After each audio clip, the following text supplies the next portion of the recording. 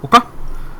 알맹이 털기 30판가요? 벌써 30번째입니다. 근데 사실은 중간고사 때 이맘때쯤에는 거의 한 40화 정도 갔었어요. 그러니까 그때에 비해서는 학생들이 질문도 많이 적고 선생님도 해설 영상을 어쨌든 학생들이 요구하는 걸 올리는데, 물론 개념 쪼개기 영상도 요번에는 준비해서 올라가긴 했어요. 개념 쪼개기 영상이 한 15개 되니까 그때하고는 쌤이 일하는 분량은 똑같은데 학생들이 질문이 적습니다. 그만큼.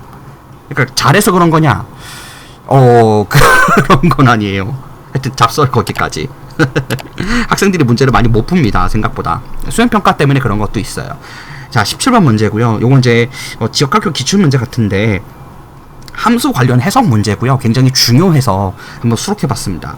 얘는 이제 부등식을 줬는데요. fx, gx 그림을 줬고요. 지금 교점을 막 줬는데 이게 막 덤벼들어가지고 바로 지금 막 얘를 갖다가 fx를 뭐 x축과의 교점, 우와 나 이거 알아 그래갖고 막 x 빼기 1 곱하기 뭐 x 더하기 6 이렇게 해서 만드는 친구들이 있어요. A에. 이게 아닙니다. 이렇게 한 게 아니에요. 아유 안타까워라. 이건 그렇게 푸는 게 아닙니다. 이건 해석기하적으로 100% 순수 해석기하적으로 푸는 거예요. 순도 100%. 잘 들어보세요. 재밌습니다. 조금 더 확대를 할게요. 지금 이 문제는 여기 부등식을 보니까 fx 빼기 fx 제곱에다가 빼기 fx gx로 되어 있거든요. 어머, 그럼 얘 이거로 인수분해하면 되는 거 아니에요? 공통인수 보이죠? 그래서 fx로 얘를 인수분해를 할 수가 있어요. 그래서 fx로 인수분해를 하면 fx가 지금 남고요. fx 제곱이니까 빼기 gx 되지 않나요? 이렇게? 그럼 얘가 0보다 작거나 같은 거예요. 그래서 얘는 이렇게 놔둬놓고 첫 번째 상황에서는, 첫 번째 케이스에선 fx가 만약에 0보다 작거나 같다면 fx 빼기 gx는 어떻게 돼야 돼요? 얘는 0보다 크거나 같아야지 0보다 작거나 같을 수 있는 거죠. 그렇죠? 그래서 fx 빼기 gx가 0보다 작거나 같으니까 이걸 한 번 더 바꿔주면 fx가 gx보다 크거나 같다라고 하면 되는 겁니다. 자, 두 번째 상황에서는 마찬가지로 요번에는 fx를 0보다 크거나 같다고 놓고요. fx 빼기 gx가 0보다 작거나 같다. 그러면 fx가 이번에는 gx보다 작거나 같아야만 되는 거죠. 이 두 가지 조건을 다 만족하는 거를 그래프에서 찾기만 하면 끝나는 거예요. 그죠? 이거 되게 간단해요. 그래서 자, 잘 따라와 보세요. 이제 자, 그러면 첫 번째 케이스부터 먼저 보도록 하겠습니다. 첫 번째 케이스는 이제 요 보라색으로 해볼게요. fx가 0보다 작다라는 거는 우리가 항상 얘기하지만 등호에 대한 fx는 y 값을 얘기하는 거죠. 그러니까 x축을 기준으로 쌤이 항상 뭐라고 하느냐면 x축을 기준으로 플러스 마이너스를 둬라. x축보다 위면 y가 양수값이고 x축보다 아래면 y가 음수값인 거죠. 거기에 해당되는 범위만 인정을 받는 거예요.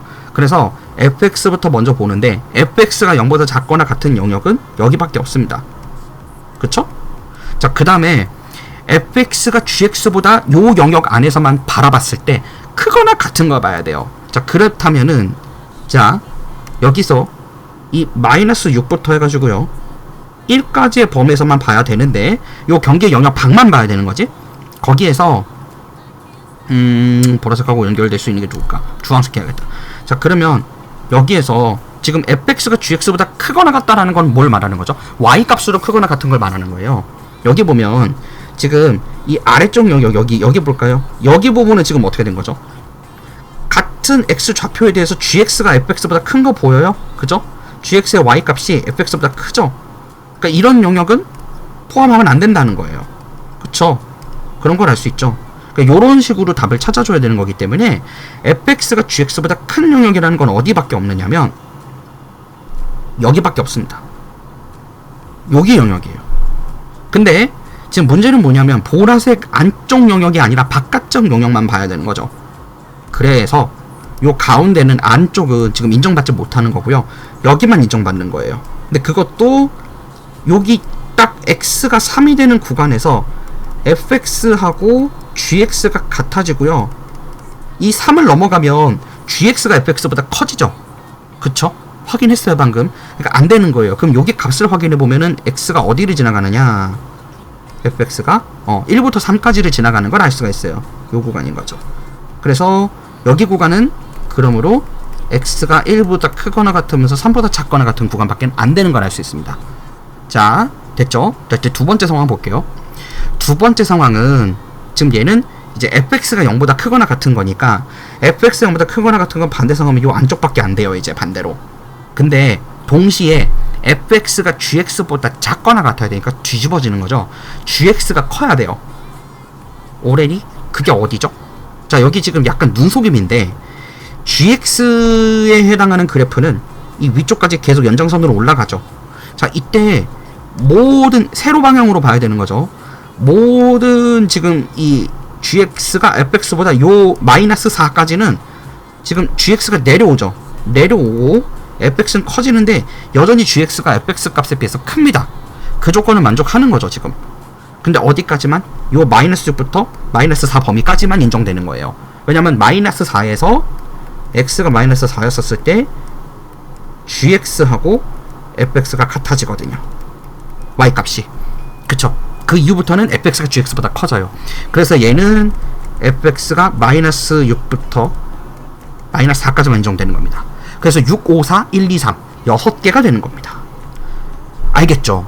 근데 심심치 않게 여러분들 학교 기출문제 나옵니다. 그러니까 부등식과 관련해서 함수의 데이터를 읽는 게 꼭 무슨 뭐 대수적으로만 하는 것이 아니라 여러분들이 이제 공통수학 1의 중간고사 범위를 하기도 했고 방정식을 배우고 하니까 항상 대수적으로 풀어가지고 얘를 뭐 판별식으로 풀고 이런 것만 생각을 해요. 근데 그게 아니라 그림으로 푸는, 이건 순수 100% 해석기하적인 문제거든요. 이런 형태의 문제는 공통수학 2에 가면 비일비재하게 등장합니다. 특히 도형의 방정식에서조차. 거기는 함수가 아니면 방정식인데도 불구하고 해석기하 영역에 속해요. 왜냐하면 방정식이라는 것의 특성상 원하고 직선의 위치관계를 봐야 되는데 이거를 상상으로 그림을 그릴 줄 모르면 정말 꽝이거든요. 그래서 사실은 이 기말고사에 들어가는 이 2차 부등식 영역에서 여러분들이 해석기하적인 연습을 정말 많이 하셔야 됩니다. 그래야 공통수학 2도 대비가 되는 것일 뿐만 아니라 더 나아가서는 지수함수, 로그함수, 삼각함수로 이어지는 고등학교 2학년 1학기의 대수 파트까지도 섭렵할 수 있는 거예요. 함수를 여러분들이 많이 어려워했다면 뭐 오늘도 그런 학생이 한 명 있었는데 사실 여러분들이 중학교 2학년 때 함수를 처음 배우죠. 1차 함수. 근데 그것도 방정식과 부등식 배운 다음에 배웁니다. 함수를 제일 끝에 배워요. 이유가 뭐겠어요? 제일 어려우니까.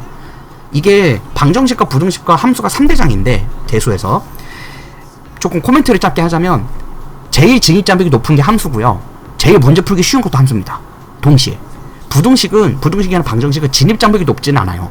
이해하기 쉬워요. 그냥 얘가 참인지 거짓인지 따질 수 있는 판별 논리 구조가 부등식과 방정식인 거고, 다만 근의 개수가 부등식이 좀 더 많죠. 경우 수도 좀 많고. 근데 워낙 이게 다양성이 있다 보니까 아까 16번 같은 문제 봤잖아. 다양성이 있어요. 그러니까 방정식과 부등식은 진입장벽이 낮은 대신에 문제를 풀이하는 방법이 끝도 없습니다. 근데 함수는 생각보다 문제 풀이법이 좀 한정적인 경향이 있어요. 물론 그 이상으로 넘어가서 막 복수 함수 배워가지고 막 뭐 3차원 넘어가고 막 공감기하 벡터 들어가면 더 어렵죠, 함수도. 근데 고등학교 수준에서 봤었을 때는 함수 영역은 요 정도로만 해석할 줄 알아도 굉장히 고급 스킬을 가졌다라고 평을 받습니다. 그러니까 한번 참고해 보시고 되게 좋은 문제니까 많이 익숙하게 보면서 여러분들 지역 학교에서 혹시 이런 형태의 문제가 나온다 하더라도 문제를 풀 수 있게끔 준비하셨으면 좋겠다는 말로 마무리 지으면서 다음 문제에서 뵙도록 하겠습니다. 여기까지.